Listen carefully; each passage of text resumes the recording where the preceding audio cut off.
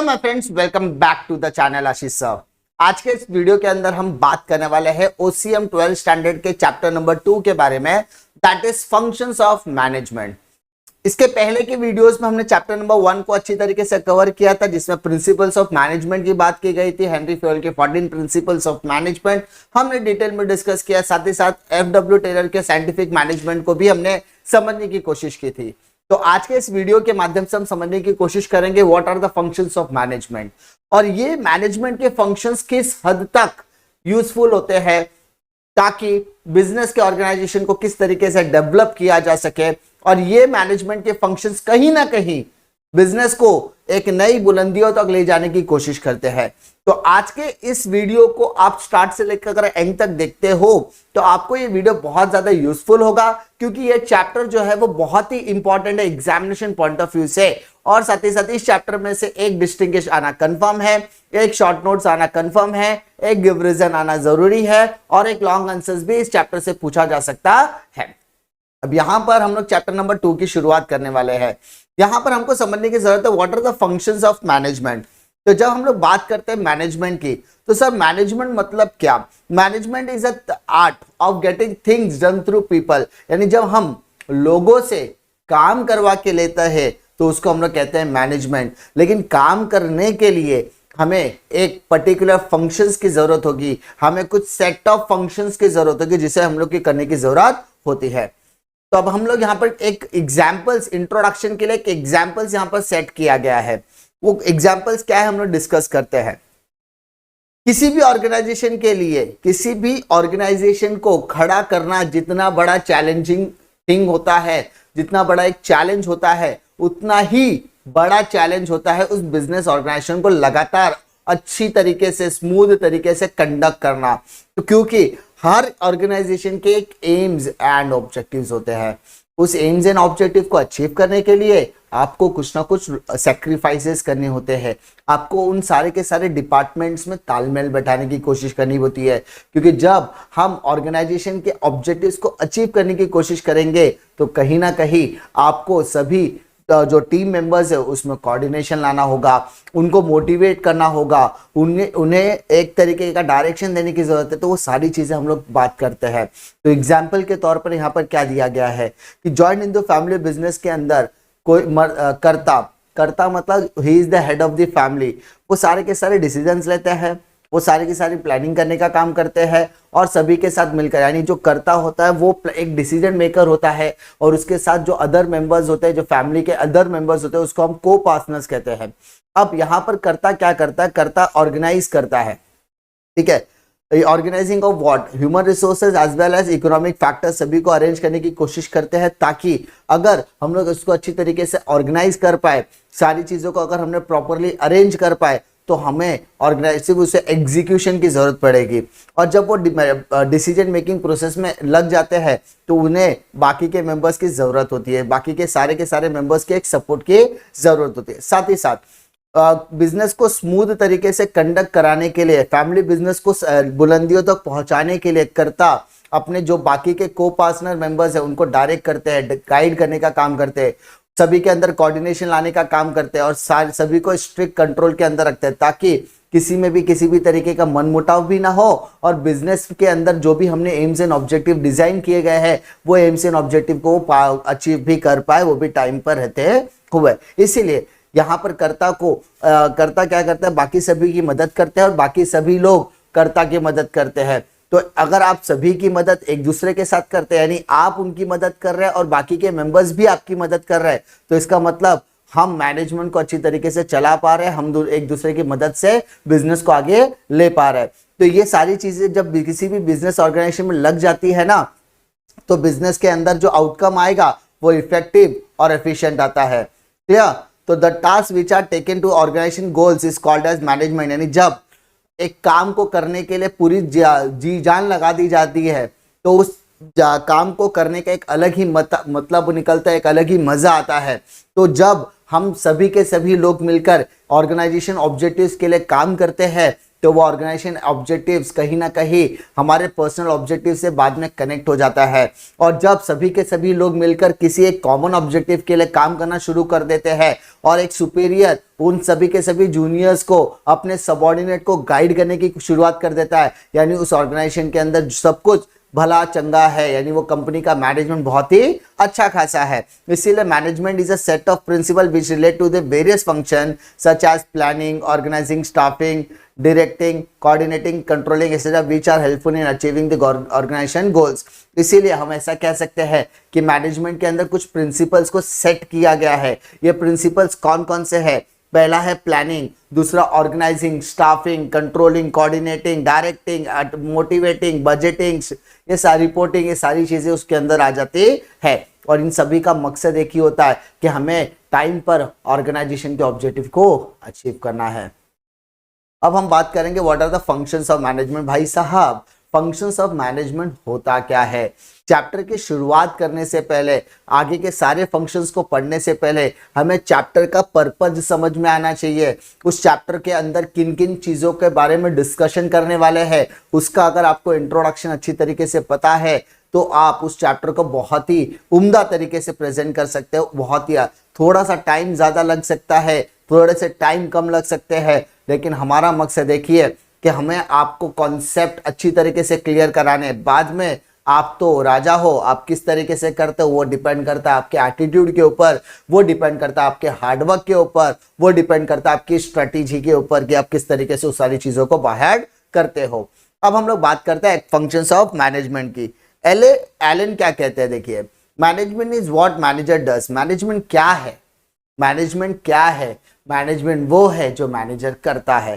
किसी भी ऑर्गेनाइजेशन के अंदर सारे डिपार्टमेंट को तालमेल के साथ चलाना, सारे डिपार्टमेंट के साथ एक तरीके की कोऑर्डिनेशन मेंटेन करना, सारे डिपार्टमेंट को टाइम टू टाइम मोटिवेट करना, ये सारी चीजें कौन करता है?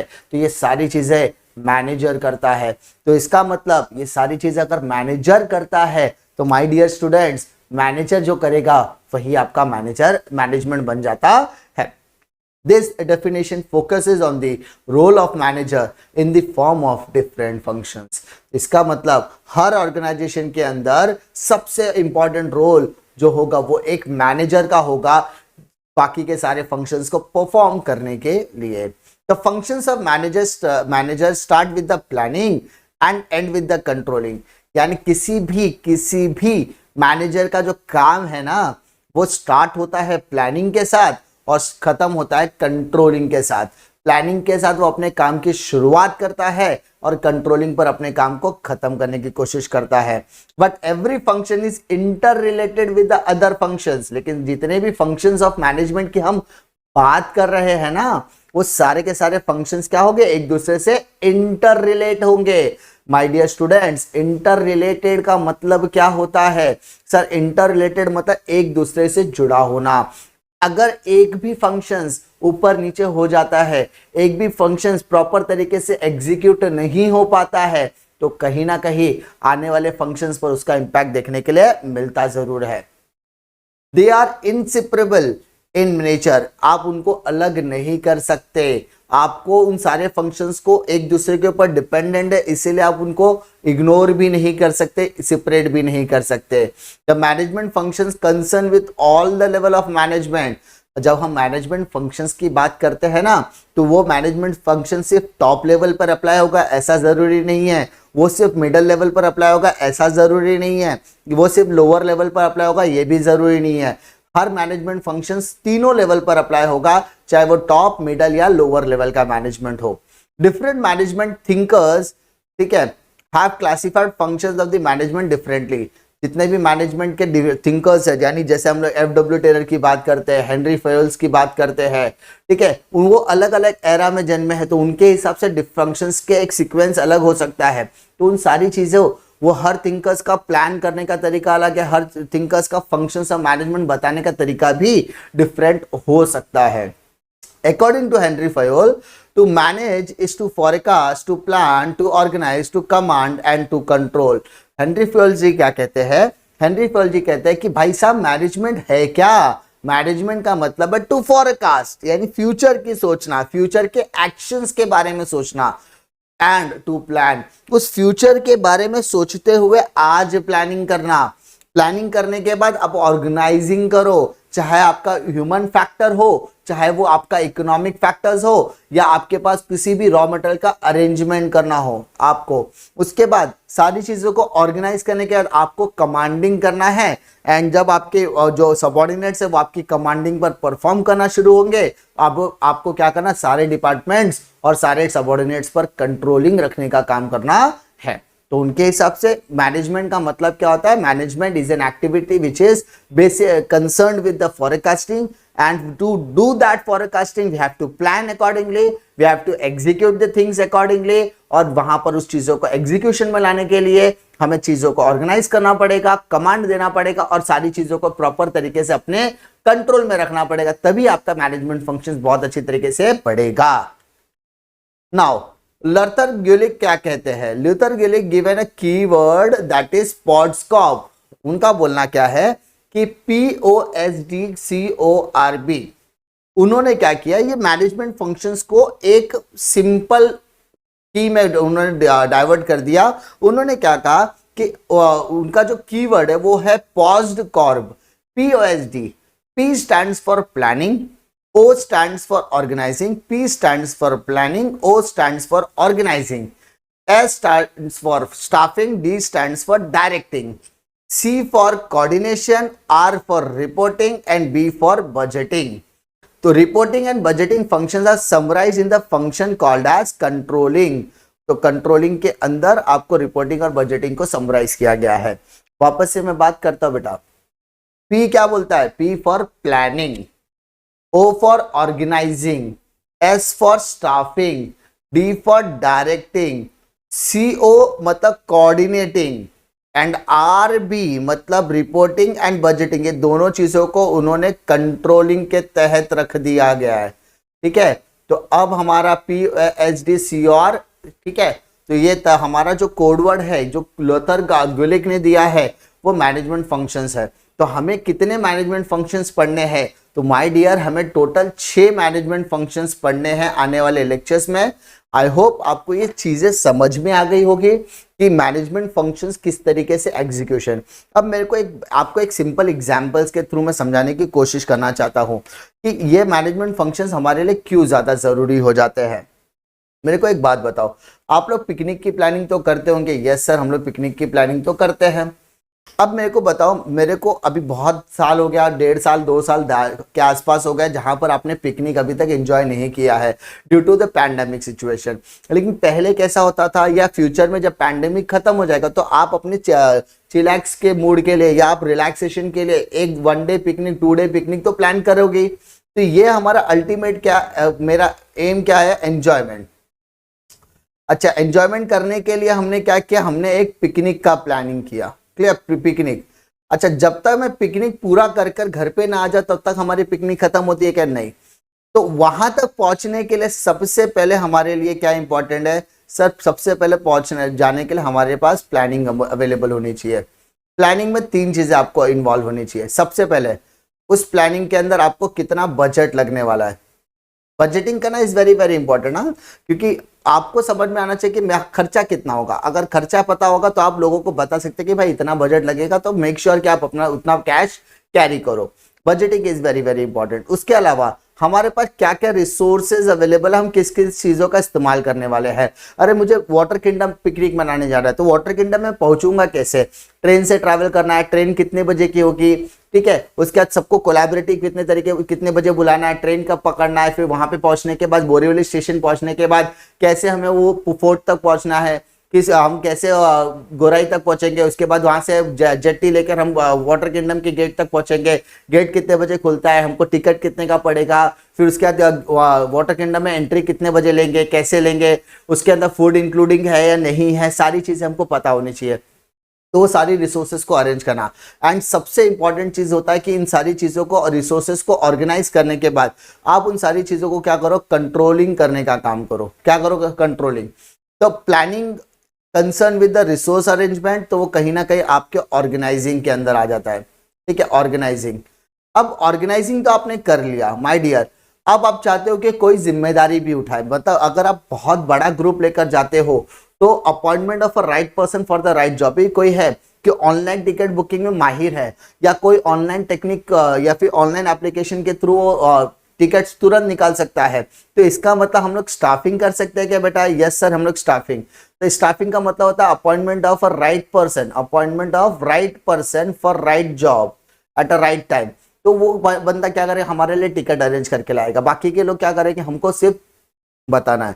उसमें से एक लीडर होगा। लीडर का मतलब क्या होता है कि जो एक हेड होगा वो हमें डायरेक्ट करेगा कि भाई कहाँ हो, कैसे पहुंचे कि नहीं पहुंचे। अभी यहाँ से हम लोग यहाँ जाएंगे, अभी हम लोग को ट्रेन 7 बजे की पकड़नी है, हम लोग 7:30 बजे बोरीवली स्टेशन पहुंचेंगे, बाहर निकलेंगे 7:40 को हम लोग रिक्शा पकड़ेंगे, 7:40 को हम लोग टैक्सी पकड़ेंगे, फिर वहां जाएंगे, जेट्टी 8 बजे शुरू होगी। उसके बाद ये सारी चीजें डायरेक्शन देने वाला भी कोई होगा। जब आपका प्लानिंग प्रॉपर है, आपने सारी रिसोर्सेस को प्रॉपर तरीके से ऑर्गेनाइज किया है, आपके स्टाफिंग प्रॉपर है, आपके सभी लोग बातें सुन रहे हैं, एक डायरेक्शन भी प्रॉपर है, सभी लोग एक दूसरे के साथ कोऑर्डिनेशन के साथ काम कर रहे हैं, तो आपके जब सारे फंक्शन अपनी अपनी जिम्मेदारी प्रॉपर तरीके से कर रहे हैं, यानी आपकी प्लानिंग का एक एग्जीक्यूशन प्रॉपर हो रहा है, तब जाकर आप ऑर्गेनाइजेशन के ऑब्जेक्टिव को प्रॉपर तरीके से क्या कर सकते हो, फुलफिल कर सकते हो। और जब ऑर्गेनाइजेशन के बारे में आप सोचते हो ना, तो ऑर्गेनाइजेशन भी आपके बारे में सोचता है। जब आप किसी ऑर्गेनाइजेशन के लिए काम करते हो तो आप उस ऑर्गेनाइजेशन के भली बाती के लिए काम करो, आप उस ऑर्गेनाइजेशन के अपलिफ्टमेंट के लिए काम करो, क्योंकि जब ऑर्गेनाइजेशन के बारे में आप सोचोगे, ऑर्गेनाइजेशन के भलाई के बारे में सोचोगे, तो एक समय ऐसा आएगा कि ऑर्गेनाइजेशन भी आपके साथ खड़ा होता है। उम्मीद करता हूं कि आपको फंक्शंस ऑफ मैनेजमेंट चैप्टर का जो बेसिक कॉन्सेप्ट है उसमें कोई भी दिक्कत नहीं आएगी। इसके नेक्स्ट लेक्चर में हम लोग जो भी फंक्शंस है उसके नेचर एंड इंपॉर्टेंस पढ़ेंगे।